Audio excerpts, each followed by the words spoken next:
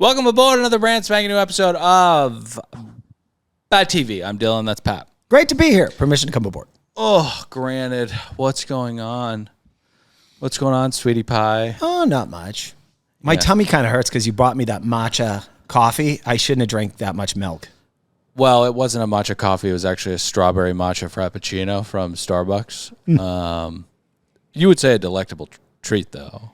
Yeah, I stopped myself, though. I still have a third left. I'm proud of myself right now. What would you give it out of 10? Very enjoyable. I'm not a sweets guy. I'm going to give it a 7 out of 10. And how many pots would you give this episode? Oh, this was a great episode. This was a great episode. This is a great episode. Can I say something? Mm-hmm. I love Jess.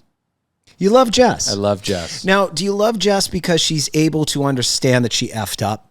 Yes, I think we have 3 types of love addicts on this boat. Yeah. We have Selene, who is just a Tasmanian devil. Hearts beware, right? She had said, and I couldn't believe she said this out loud, in one of her interviews, she said, the only thing you have to worry about is getting hurt. Not hurting anybody else. That's right. Protecting herself. So Selene is... True sex addict. Yeah, Selene is the Joker. Okay? Then we have Babs, who is just a mushball, right? And at various points of this episode, I'm like, Babs, come on. Let it go. You're fucking sea rats. I mean, Yeah, I know, but I do appreciate her putting her on ice. Every once in a while, someone needs to understand how much you hurt them by your actions. Got to put them on ice, right? And then you have Jess, who is middle porridge, right? A little bit of a player, but also She's playing both sides. has a soul, right? Not like Selene, who will light hearts and money on fire and slide down them. I want to say we do get a little sea rat history with Jess earlier, and one thing that's true with She's sea rats already is done this. they're unable to break bad patterns. Yeah. Okay, so yeah, no, it's Jess problematic. is great. I give this episode 100 boobs. Okay. One of the funnier things was how the charter guest could give 2 shits about Kelly, Smelly Kelly, being thrown off the fucking charter. Yeah. They just moved on with Well, it. they hated her. And can I tell you something else? Somebody I love more than Jess is Frank. Frank. I don't know what the character is in that Pixar film Up, but he looks just like that fucking curmudgeon. But he's not like that guy. He's bald. Right. Yeah. Frank was a delight. Frank was a delight. And I'm going to say this. I'm going to say some offensive things about the people on this boat this episode. Sure. I'm merely going to be commenting on what Bravo presented me as a podcaster, top-notch podcaster. Right. But I'm going to say at some point in the episode, I came around to the charter guests. Not all of them. Yeah. Well, Tri-State Trash often does that to you, right? When you first meet them, they're eating hot dogs out of pizza. Pizza bread, and you're like, why is there so much ketchup on that, and why are you talking like that? But then, you go to their living room and you meet their family, and you're like, oh my gosh, these people really love each other, and they really do love the Eagles that much. Yeah, and they're also relics of the past, soon to be past. Right. You know how like we learn every year, like, oh, there's only 4 more veterans from like World War II. Yeah. There's only like 18,000 more Guidos pretending like they're on The Sopranos. Sure, they're all dying out. They're Right. phasing out. Yeah, They're obnoxious. Yeah. I'm sure it was fun in the 70s when they were talking like that, but right now it just makes you sound like trash. I'm sorry. It does. It is annoying. Yeah. You have olive oil on you. Yeah. But Frank was a delight. Frank was a delight. I mean, they're all delights, Let's see here. I was gonna start up with Smelly Kelly. Yeah. Well, But how many pots do you give? I'm going to give it 14 knots. Okay. That's not Great a lot. episode. That's not a I'm lot. sorry. I meant 44. Okay, that's more. Now, what I don't want you to do is curb yourself or muzzle yourself really in any way, Now, shape, or form. this is hard to do because Dylan didn't want me to talk about this, and I'm not going to. I still don't want you to. I'm not going to, but Dylan, I'm going to execute this recap as intended initially rather than soften it for the sake of people that are listening. Begin with Smelly Kelly. Okay. A drunk hag. I love a bad drunk. Right. They say things like, don't respect me after literally having a pillow fight with a wall and threatening everyone. Yeah. When I was watching Smelly Kelly, one image came to mind. It was, this is what it must have felt like to be one of Julie Garland's children. Sure. Watching this, you know? Mom's had a tough day again. Let's Let's give her an aspirin and get her to bed. By the way, little tease for PMZ. I did a thing on Judy Garland where she did a show or did a song on she was so fucking high. Yeah. Only Michael Jackson was higher than her, but she was still alive. Yeah. Well, the industry really did abuse her and take advantage of her, but she really did lose her mind. Well, Smelly Kelly's removed from the boat, and then Helen agrees to accompany her so long as she gets to come back. Yeah. Well, that drunk string of snot was, Pillow attacking all of the Democrats aboard the vessel, so she had to go. Well, she was also shouting pussy as she walked to her hotel. Yeah. And I thought Dill was a little harsh when he referred to these people as tri-state gutter trash. But Dill, when you're right, you're right. I didn't say gutter trash. Oh. Yeah. TST. So we've got to put everything behind us, though, and have fun on this trip, okay? Dill, I'm sorry, call to action. Forgive me. Mm-hmm. CTA? I'd love to talk to Helen and Kelly and Michelle, the charter guests here. If you know Smelly Kelly on a personal level, and you'd like to submit a horrible run-in with her, I did this years ago with Leslie Mann, who's an absolute terrible person. Right. Turns out a bunch of people hit me up with horrible stories. I want you to submit your stories to me. I assume most of them will start out with she threw au jus on me. Well, I don't think a lot will be I volunteered at a dog rescue with her. I think most will start with after she punched the bouncer, things went south. Right. So feel free to get that. But Helen, if you're listening, we'd love to have you on as well. Yeah, no, she punched the bouncer, didn't really do anything to him. What did hurt him was her calling him the F word and calling him a liberal. Wow. So allegedly, Stilly is, and I don't know how we got that name, but it's his last name. Is still kind of harboring a bit of resentment towards Damo, the Dame Man. And then we get to, I was going to say, there's a couple other things I want to touch on. So yes, the Sea Rats self-reflect on their public drunkenness moments. Indecency, yeah. And that's when Kyle, the resentments about him to have to watch his girl hook up with every single person on the boat. Yeah. I do want to say this. The charter guests, which I initially couldn't stand any of them, they start apologizing kind of halfway. If I'm the crew, I'm going to say to you, the tornado of drunken trash on this boat is your fault too. Well, you all sat up there and ate while your friend was fucking pillow fighting with a wall. I think that's unfair. I think that they tried to handle her as best they could, and I do think that they were genuinely remorseful and respectful to the crew. But we get to Romeo and Juliet, aka Soleil and Jess. Jess says that she's Juliet, and that's confusing to me because she literally has the same haircut as Leo DiCaprio from the Baz Luhrmann version, so she's Romeo. Yeah, and I do want to remind both these people that Romeo and Juliet did in fact die. They died. Yeah, they died. So, tragedy. I mean, the worst thing that can happen out of this relationship is someone gets a venereal disease, allegedly. Now, charter guests Frank and Brian, they discuss Smelly Kelly, and Ryan says he doesn't date girls like that, mostly because she has a vagina and gay men don't have coochies. Yeah. I'm insinuating Brian's gay. Well, they have butt coochies, but don't we all? Right. Sorry, Brian. Okay. Jesus Christ. Cowboy night. Cows, fat men, and barbecues. That's what Frasier thinks of. And Damo does pretty good Southern impression. He does good, It's funny. Now I know how our Australian audience feels when we do, it's not good. Hey, how y'all doing? We're down here just cooking up sausage legs. It's got cheese, jalapenos in it. We're going to bring us some cattle and fuck our sisters. That kind of thing. Yeah. The South is a beautiful place. Nice people. They open the doors for you. Ask how you're doing, and they mean it. I don't mean Texas, and I don't mean Mississippi. I mean the wooded South. Not the muddy or dry parts of the South. Oh, okay. It's fucking disgusting. I was going to say the cities are filled with those goddamn Democrats. What are you talking about? Down in those Texas places, Oh, Austin? Yeah. All right, so Babs and Jess are still not doing great. Babs has every right to be upset, but as we mentioned, you're Sea Rats.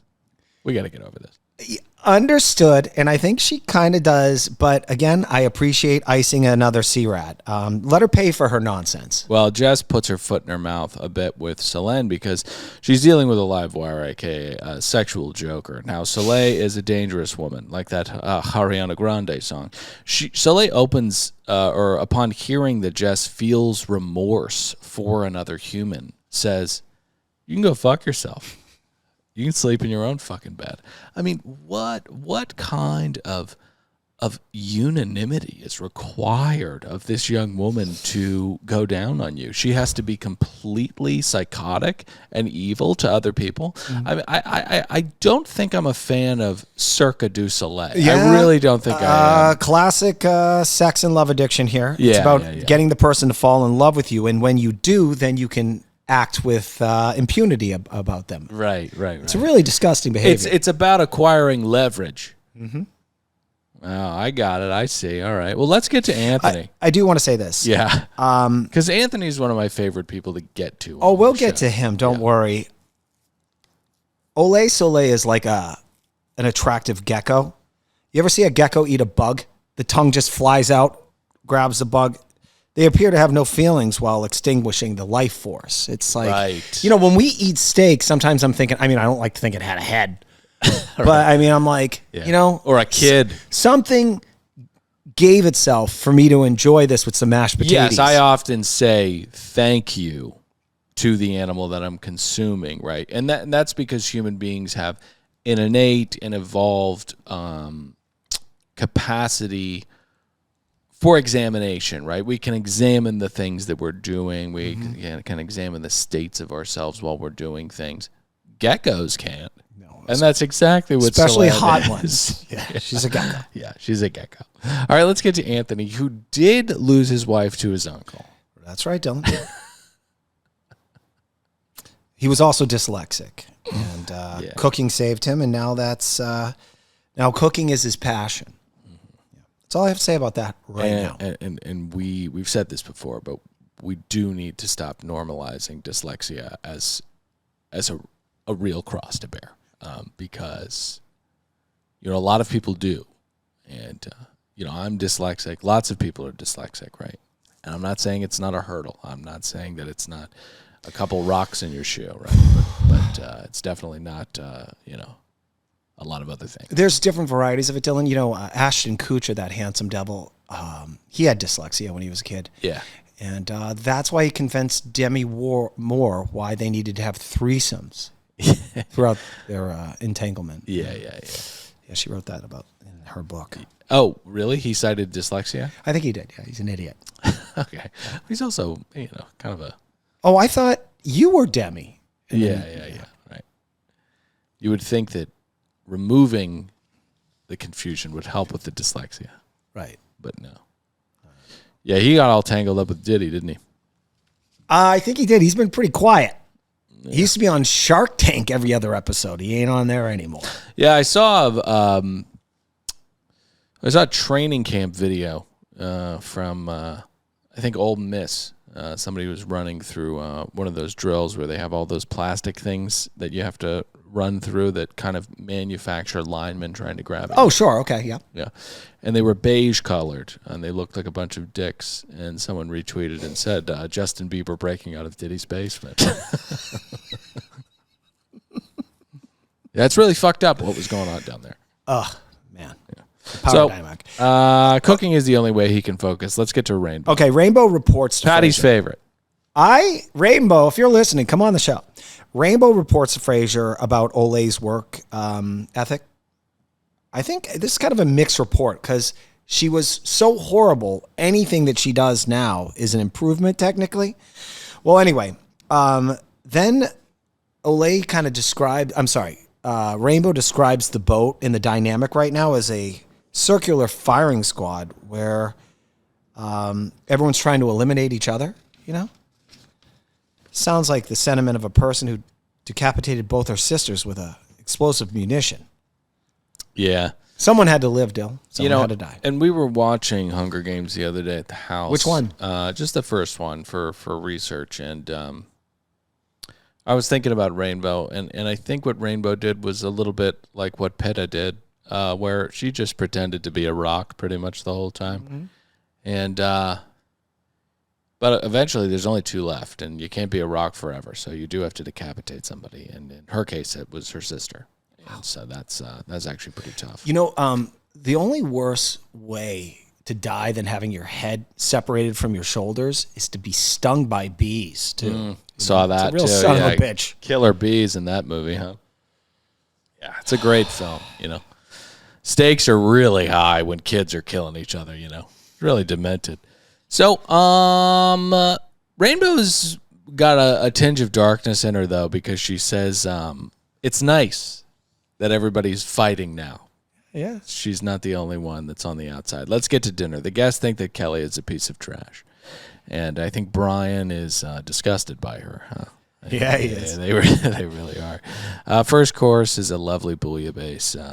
And it would seem that Frank, the honorary sea rat, was with Kelly. I say that he's the honorary sea rat because they smushed him into one of those blue moisture-wicking shirts earlier on in the episode. And it would look the same with me. I'm not, no shade, but you got to be hot to wear those things.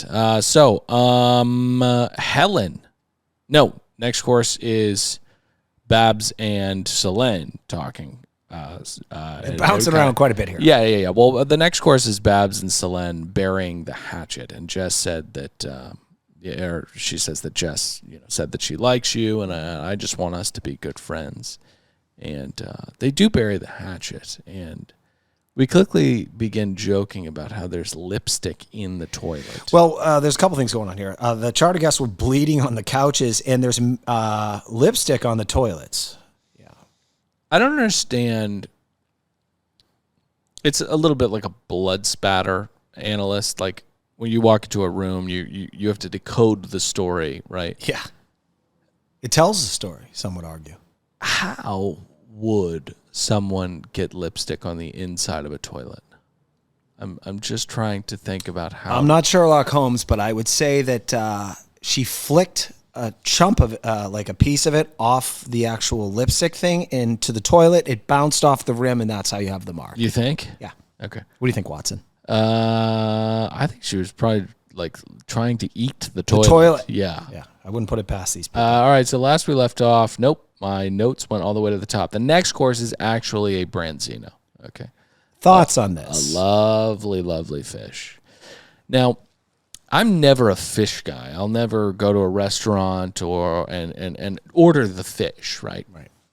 But I think when someone does a branzino well, and this looked to be done well, it's an unrivaled culinary experience. It really, really is. It's just that lesser traveled road that people just have to take some time. And I would implore lots of people that, if you're out and you trust the place and you've been there before, you know your favorites, maybe take a night off from the steak and cream spinach and try the fish. You know what my wife and I do? What?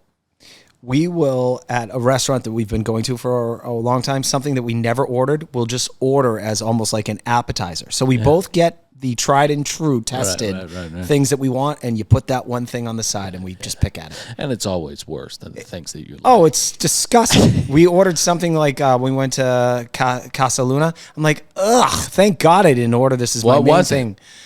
It was some mushroom risotto. Okay, you didn't like it. You don't like mushroom. No, I didn't like it. Fine. That's Still fine. took it home. I fed it to the dogs. Okay, they're eating well. We end things with a microwave chocolate cake.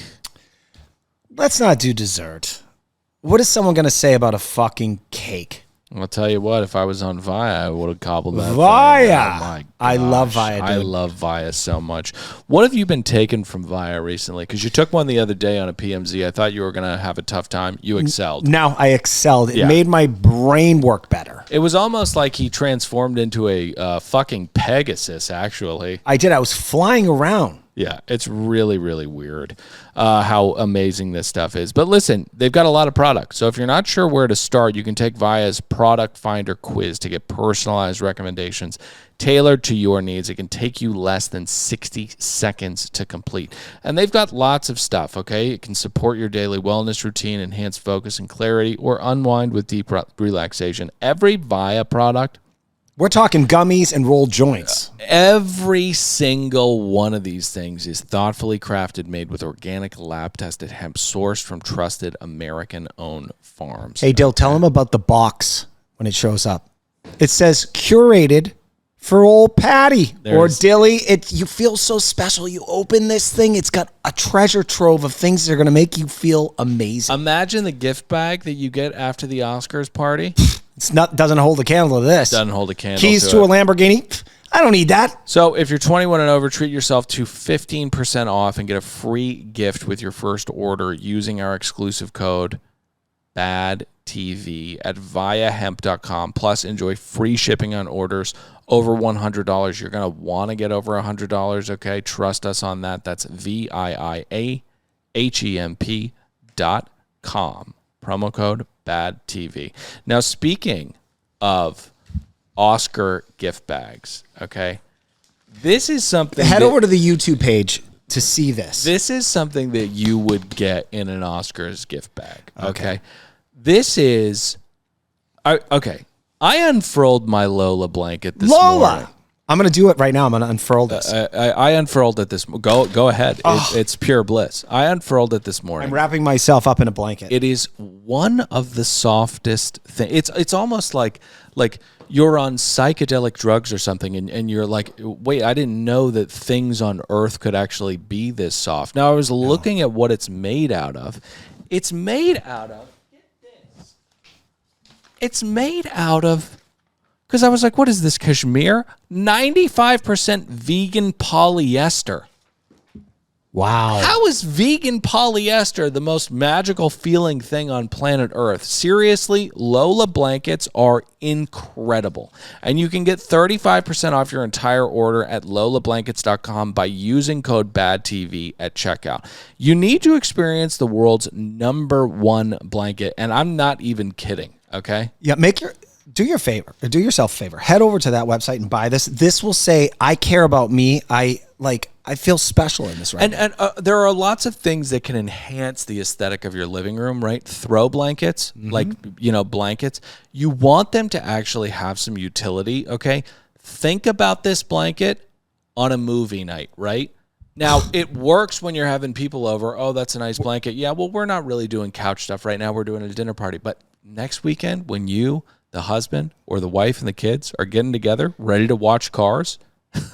Or Bring It On. Or some other inappropriate movies that are... Anaconda. Doesn't matter what you put on. Slap that Lola blanket across your legs. You're going to be in heaven. Dylan, let me tell you something. This Lola blanket is so special. If I have guests come over and they need a blanket to sleep, they're not good enough to have this put on. Absolutely. I'm going to hide it. We got the extra large. We're very lucky. It's what did you get? I got the extra large. What color? A lovely kind of cream brown that really accents the beauty and the sandalwood of the living room. But listen, don't miss the matching pillows. Go to lolablankets.com and enter in promo code BADTV at checkout. You'll get 35% off your entire order. So head to lolablankets.com and use promo code BADTV. All right, so back to the show. We got some titties coming out pretty soon. Yeah, we do. Helen. Oh, how did you rate? Did you give the dinner pots? 7. Wow, really? Bouillabaisse. Rainbow. Tells Selene she can go to bed. Selene says, that's nice. Rainbow says, it's part of my job. She says, no, I wasn't saying you're nice. I think you're an evil bitch. But going to bed will be nice. And Rainbow says, oh, okay. Well, I think you're an evil bitch. Have a nice sleep. These two hate each other. They do. They're never going to be friends. No. So Helen is heading back to the boat and rejoins the crew the next day, I believe. Frank is throwing punches. He's got a really solid base. I think this guy was a fighter in his youth. I think he's gotten into some scraps. Yep. But we get to Stilly. He is still morose. He's been spun out by this whole Selene thing. And these are the kind of flies that land haphazardly in the web of these sex addicts, okay? Kyle is chum to Selene. He is. Got to move on. Yeah, you do. Got to move on. But to who? It's not that girl in the trailer, I'll tell you that. Anyway. Okay. What? It's not that girl in the trailer. What are you talking about? Did you watch the trailer for the next episode where he slept with charter guest? Yeah, I wonder who he slept with. Did he sleep with a charter guest? I believe Captain Carey in the trailer. I'm not like speaking out of turn here. He says, some of the crew think you banged a charter guest. I thought it was, well, I mean, listen. He said banged. No. Yes, he did. No, he didn't. I'll pull the tape. He did not say. He said banged. Carrie said, so I heard you banged a charter guest. Do you have it on your phone? No, we're not doing that right now. Okay, so let's get to the breakfast table. We've got egg white omelets and lox with breakfast. Captain Carey is accosted by the ladies. Dale, I'm going to sound mean here. Yeah. But I have to just call balls and strikes. Charter guest Michelle and Helen, they want to know if he's single. You know, maybe they could have him hold them in the water, you know, with their shirts off. Let me say this. I don't know Captain Carey that well, but I'll tell you this. He'd cucumber, then... Whoa, pretty brutal stuff. Now Kyle's a different story. Okay. Now listen, Italian women are It's what makes the world interesting if you really think about it. Yeah, I'll really think about it later. But listen, Italian women are generous lovers. So I think that Kyle. Oh, really? I think so. I grew up with Italian women. They're not. Oh, really? I thought they kind of colloquially crack their knuckles and get to work. All right. I feel like this episode is pretty brutal. I promised you at the beginning I would be authentic. You made good on that promise. Thank you. Yuck. All right. All right. Okay. Helen hits the beat. Wow. Wouldn't it be funny if we had them on the show? Shut up. We have to finish the episode. All right. Helen hits the beat. She's already pretty turned up. And she is pretty touchy. She pops those tits out. And Kyle starts to, essentially motorboat her from behind. This is very, very sexual. Kyle goes, it's almost sexual. That's perfect, right? Scottish. Yeah, that's pretty good. Yeah. What's up with Richard? Poor Richard. He's passed out on the beach. The guy, when he's got his shirt on, and yeah, I would say that he's got a Mandy Patinkin vibe to him. Mm-hmm. He's just exhausted and just staring out at the horizon. But what would you... I can't imagine what kind of relationship these two have, because she's popping her tits out, and the young buck is just holding her in the ocean.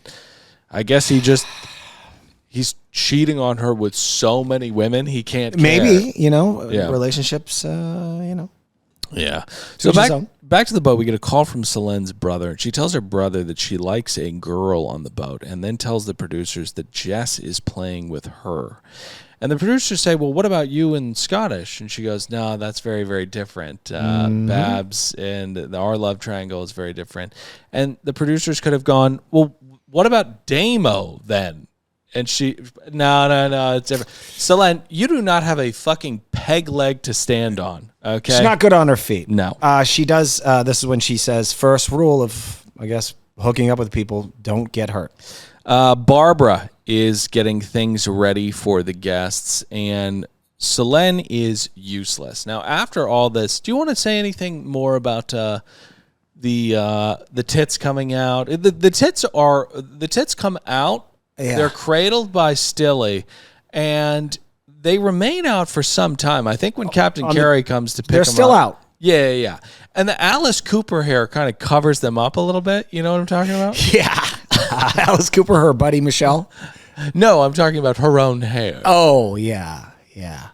Well, am I right in saying that Helen's hair is a little Alice Cooper-y? Yeah, it's more like every member of the glam band Cinderella. She's like Tom Kiefer. I don't know. I don't know Tom Kiefer. Yeah, she looks like Tom Kiefer. Let me pull that up real quick, just because I need a good laugh. Yeah, sure. Now, so they have lunch there, but who gives a shit? Any thoughts on lunch while you look up for Tom Kiefer? Tom Kiefer. Yep. Okay. What do you think? It. Accurate or jet black hair? No, he. Wow. You're talking about Tom Kiefer. Yeah. Oh, it's stable and wonderful. Jesus. I feel like you called me out at the top of the show. Wasn't going to let that happen. All right, so is everybody back on the boat yet? Because I got a joke. All right, Michelle, she's making a little charter guest, Michelle, who looks like the guitar player for Cinderella, although I think that guy's dead. I knew. Hold on. I fucking knew it. He left us. God rest his soul. You know what? I'm wrong. That's the guitar player for Striper. Anyway. All right. Tri-State Michelle wants a new career as a C-Rat, and I think she'd be great in the engine room where no one has to listen to that fucking shrill voice. Holy shit.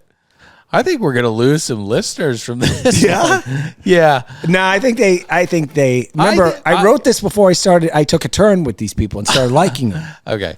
Well, they're gone next episode. So I don't know when that happened or where it happened, but I would say that I'm looking forward to reading a 1-star review next week. That's gonna be a lot of fun because there's no way we're not gonna get one. I mean, my God. Fine. Oh man, this guy Tom Kiefer is still on my phone. It's uncanny. Okay, so Barbara is getting things ready for the guests, and the problem with Selene being her partner is that Selene is absolutely useless, and I don't like Selene in a professional environment. I think that she's fun outside of the boat. Evil, but fun. And also don't get entangled with her. You go have drinks with her. Yeah. She'll make out with you. Right. It's fun. But she does this thing where she'll be clearly in the wrong, right? Being just a useless, generally unconcerned coworker. And then she'll find something to divert the accusation away from her incompetence, right? So it'll be, I don't like the way that you're speaking to me, and now we're in that ring and we're discussing that. And, she'll manipulate the situation to the point where she's forgiving the other person for what they did to her. Being good looking is one of the attributes that actually ends up being a curse later on in life when you're not as good looking because you formed all these horrible habits of how you interact with humanity. Yeah, it's really kind of... People like pretty people. They're not so keen on uglies. I don't like Selene. She scares me. Really, really scares me. One of the guests wants to be a C-Rat. That's the one I talked about. She can work in the engine room. Yeah. Okay, great. So Babs and Jess are still not doing great. Babs, come on. Get over it, I guess, at this point. Hugo, she goes, he tells Jess, you should, I don't know what you guys call it, but whatever it is, you need to do it. Well, he's too rational to understand C-Rat behavior. He needs to go to college for 2 years to understand it. I love Hugo. I do too. I think he's an incredible manager, and I think that I think we'll get him again at the top of a season, and I think he'll get into some stuff. Maybe, but I think he's a great manager in that he recognized these are fucking C-Rats. You know what I'm talking about? They're fucking C-Rats. But Dylan, it begs the question, why is he here? Is it to eventually, I guess, drive a boat like Captain Carey? I don't know. He's handsome as fuck. I think he could be on TV for a while. So the C-Rats hit the boat. Helen grabs Stilly and evidently heads to her room. Jess... Maybe. We get a C-Rat history of love here. It's a quick one. It turns out breaking unhealthy patterns in life is easier said than done in the C-Rat world. Oh, next to impossible, I would say. Next to impossible. I mean, look at Rainbow. You cut one sister's head off and you're ruined for the rest of your life. But she hasn't cut anybody else's head off, so maybe she's the hope that we're looking for. Redemption. Now, we've got an 8-course dinner to prepare, and Chef Anthony has almost killed people in the past. But tonight, he has to tell a story. He does, Dill. And a lot of the audience has probably listened to me talk about me writing a script, so I understand storytelling. Right, yeah. So he tells us these courses will, in fact, tell a story, and it's like acts in a play.